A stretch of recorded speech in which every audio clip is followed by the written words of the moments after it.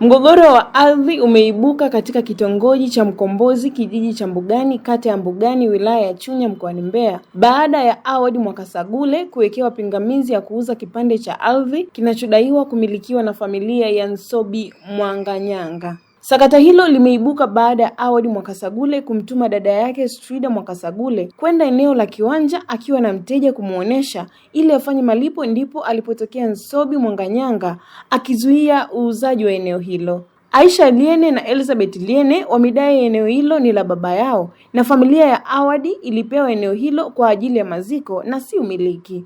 Sisi hawa ni ndugu. Ndugu ulivyo ni kwamba ni shemeji zangu. Kwa huyu ambaye tulikuwa tunaongea naye kwenye simu ni shemeji yangu, kwa sababu binamu yake ameoa dadangu.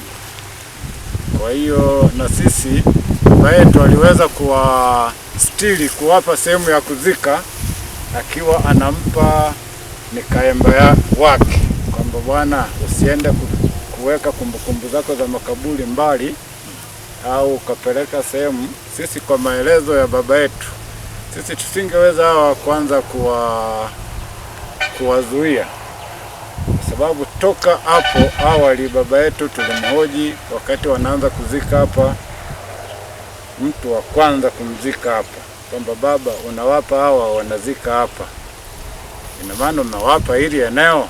Baba alikataa, alisema hawa nimewapa ni sehemu ya kuzika tu. Huyu alikotoka huko amekuja huku, sawa, kupo kwa mzee Mwanjara kule ni kama ni ukweni yeye, kwa sababu Mwanjara ameoa dada yake na huyu ambaye amefiwa. Kwa hiyo kwa kumstiri mimi ni kama kaemba yake, naomba, na aliomba kwa mama kwamba naomba azike hapa. Na sisi tulijaribu kuweka pingamizi kama ilivyo wanandoa wawili, mmoja tu uwezo ukajiamulia kufanya jambo, kutoa kitu ambacho kipo chini ya mume na mke. Mama alivyohoji huo mgogoro, sisi tulishuhudia na sisi tulikuwepo, tukiwa tuko hapa, na hapa ndipo nyumba ilikuwepo na zizi lilikuwepo la ng'ombe ni hapa. Yeye alitueleza wazi ya kutuficha kwamba wanangu, mimi sijawapa eneo, nimewapa sehemu ya kichuguu hiki, kwamba hapa azike, ili kumstiri na asija kajisikia kwamba yeye huyu bwana ni mpweke alikotoka huko, hana ndugu yoyote wa kuweza kumstiri, kumpa sehemu ya kuzika. Kwa hiyo nimefanya hivyo na tuliendelea kuishi hivyo na wao mpaka hadi wamelima haya mahindi. Mama mwenyewe,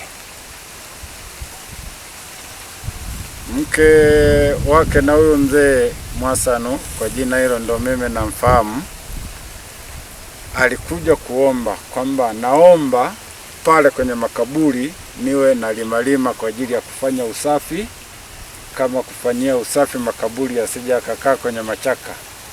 Unaona?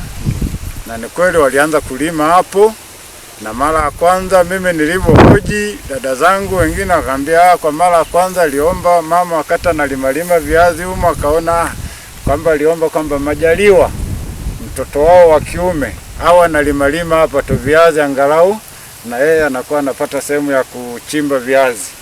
Waliendelea hivyo hivyo. Sisi ni kweli baada ya baba kufariki tulienda sehemu mbalimbali kutafuta maisha, na kila tukirudi tukiangalia eneo letu tunakuta lipo na wao wanaendelea kuangalia makaburi yao. Lakini kadri tulivyozidi kuishi, wao waliendelea kupalima. Kila tukiwahoji, mwanzoni walivyoanza kutanua, bado shamba liko mbele kule, walikuwa wakisingizia kwamba ni majaliwa tu wameongezewa tu, ni majaliwa tu wameongezewa tu. Lakini kadri tulivyozidi kuishi, mama tukimhoji anasema lile eneo ni la kwetu. Sasa mbona anazidi kulima? Mama anasema basi kama analima, si analima ili apate chakula. Ameuza? Hajauza. Kama hauzi analima, basi mwacheni alime aendelee kujipatia chakula pale, na sisi tukawa tunaacha. Lakini sasa wazazi wangu wote mimi wameshafariki, mimi ndo niliyebaki na ndiye ambaye msimamizi wa maeneo yote ya familia ya mzee Kabalila. Kwa hiyo tukija kuwaambia kwamba jamani, hili eneo saizi msiendelee kulifanyia kazi, sisi wenyewe tuna mipango ya kwanza kulitumia, wanakaidi. Yaani wamekuwa ni wakali, wanasema wao ni eneo lao. Ndo kama hivi ulivyosikia kwenye simu anasema kwamba aje mheshimiwa. Sasa mheshimiwa hatuelewi kama yeye ili eneo labda lilikuwa ndo la kwake, hatuelewi. Ila sisi, mimi ninavyoelewa, hili eneo ni la kwangu kwa sasa hivi, kwa sababu wazazi wangu hawapo. Ni la kwangu na ni la familia mzee Kabalila, na mimi ndio msimamizi wa hii familia. Kwa hiyo kwa ufupi nadhani ndio hivyo. Kwa hiyo hili eneo haliwezi kuuzwa mpaka hadi itokee suluhu kati ya mimi na huyo nani huyo, sijui amesemaje mheshimiwa. Mheshimiwa. Sasa sielewi kama mheshimiwa, kwa sababu sisi haya maeneo tupo ni muda mrefu sana, toka mwaka 1973 tupo hapa tukiwa tumeanza kuishi pale mbele pale. Nadhani ni watu wengi wanatambua. Sisi kutoka pale baba alikuwa akipisha mpango wa vijiji, ulivyoanza mpango wa vijiji mwaka 1976. Alitoka pale akawa anapisha watu ili wajenge wanaohamishwa kutoka sehemu mbalimbali, na hapa ndo ilikuwa mwisho. Kwenye hii nyumba ilikuwa ndo mwisho. Mtu wa mwisho ambaye tulipakana naye alikuwa ni mzee Mwakisiara hapa. Mimi Aisha Liene naishi Mbugani, ni mkazi wa hapa Mbugani tangia mwaka 73. Baba yetu ndiye alivyohamia hapa Mbugani. Kwa hiyo tuna maeneo yetu ambayo baba yetu alituachia, lakini sasa yameleta mgogoro. Yani maeneo ya familia yameleta mgogoro, na huu mgogoro umepelekea sasa mpaka tunaona hali inakuwa ni ngumu, maanake watu wanataka kujimilikisha bila ridhaa yetu. Kila tunavyojaribu kuuliza tunaona hakuna. Sasa tumeamua bora tuingie kwenye vyombo vya habari ili Tanzania ijue kwamba kuna watu ambao wanaweza wakanyang'anya ardhi ya watu. Naitwa Elizabeth Kabalila Liene. Mimi ni mkazi wa Mbugani na ni mzaliwa wa Mbugani. Sisi hapa tumeishi toka mwaka 1972 tukiwa tumesoma shule ya Kiwanja. Sasa hapa baba yetu wakati huyu mzee alikuwa amefiwa na mkamwana wake Mwasanu. Anaitwa Mwasanu. Anza. Hapa alikuwa alipewa na mzee wetu kuzika mkamwana wake mzee Mwasanu.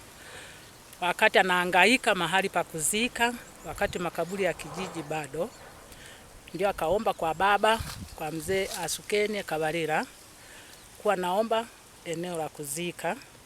Ndio akampa sehemu ya kuzika tu, sio kumiliki eneo. Kwa hiyo saa hizi tunaomba serikali itusaidie kwa huu mgogoro.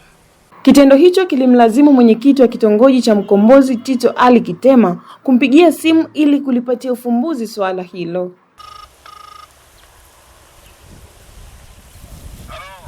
Mjomba.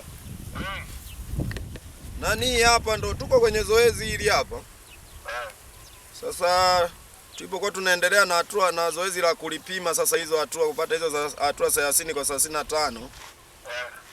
Wakawa wamefika kina mjomba Nsobia na kina Liene. Wamefika hapa, maelezo yao wanadai hapa wewe penye hili eneo ambalo tunalipima wewe huna eneo hapa. Wanasema wao nyie mulipewa eneo la wanasema nyie mulipewa eneo la kuzika. Kwa hiyo eneo la kuliuza kama kuliuza nyie hamna. Ndo maelezo niliyopewa hayo. Kwa sasa baada ya maelezo hayo, anti Mama Sauli uliyemtuma hapa anasema yeye kwa sababu yeye ili alifahamu hata hafahamu hata pa kuanzia,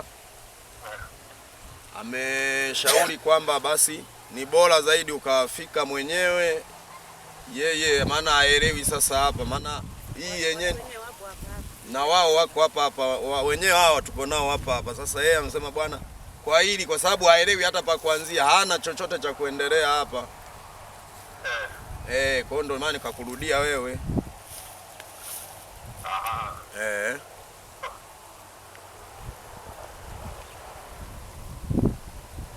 Halo. Baba. Ndio. Sasa ngoja basi aje mheshimiwa kesho kutwa atoka Mwalaje. Wewe maliza ile wewe achana nalo. Nendeni. Mheshimiwa Bosco. Ngoja tukuje wewe kutoka Mwalaje. Kesho kutwa. Sawa. Kuna haja ya kuwapa taarifa hawa kwamba kesho kutwa ni hawa kina Nsobi au watatafuta wenyewe?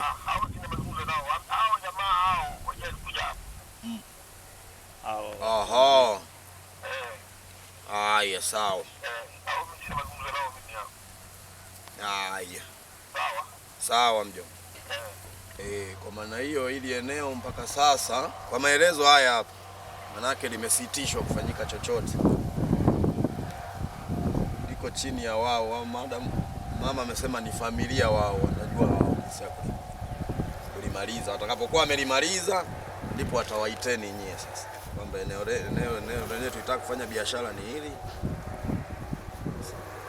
Ndio. Aidha, Frida ameomba msamaha kwa tukio hilo, akidai kaka yake amefanya haraka kuuza bila kuwashirikisha ndugu.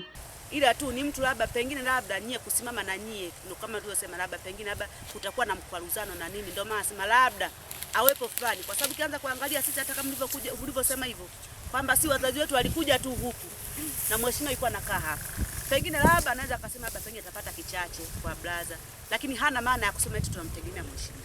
Hapana, sio hivyo. Ila ni swala tunahisi hata kwanza angewashirikisha labda pengine, ila ametumia ni haraka kama mimi ninavyoona. Kwamba pengine angewashirikisha kwamba akina dada au akina kaka au ndugu yangu niko na shida hii na hii. Unaonaje, kwa sababu wazazi wetu walisha miliki lile au mliwapa sehemu ya kuzika. Lakini mnaonaje kama mtupe sehemu kidogo? Labda lingeweka nini? Lingeweka swala zuri. Lakini kuliko pengine alivyochukua maamuzi yake yeye mwenyewe, ndio maana italeta nini? Italeta shida. Lakini angetumia hekima na busara. Wakina kaka au wakina dada, wakina shemeji, mnaonaje tungefanya hivi? Wazee tuna shida hivi na hivi, kwa sababu ile eneo hata kama ni wakina mama wazazi walikuwa wanafanya wasafisha. Mnaonaje mfanya nini? Mtu katika eneo kadogo hivi lisingeleta shida. Na ndio maana nasema sijui hiyo kina mheshimiwa mnamtegemea. Hapana, ni swala mbaya mfani ni amekosea. Kwa niaba mimi kama dada yake, ni swala mbaya mfani ni amekosea. Mtu kukosea umpiki kukosea Mungu. Kwa hilo mimi kama mimi dada yake naomba nimuombe radhi, amekosea kuongea, kwa sababu mheshimiwa si ambaye anategemewa sana kwa sababu nani wake au tuseme kinani chake. Hapana, asovie nkano. Mimi kama mimi namuombea msamaha, ila sasa kama alivyosema kaka hapa, kama alivyosema huyu kwamba hili swala tuliache kwanza.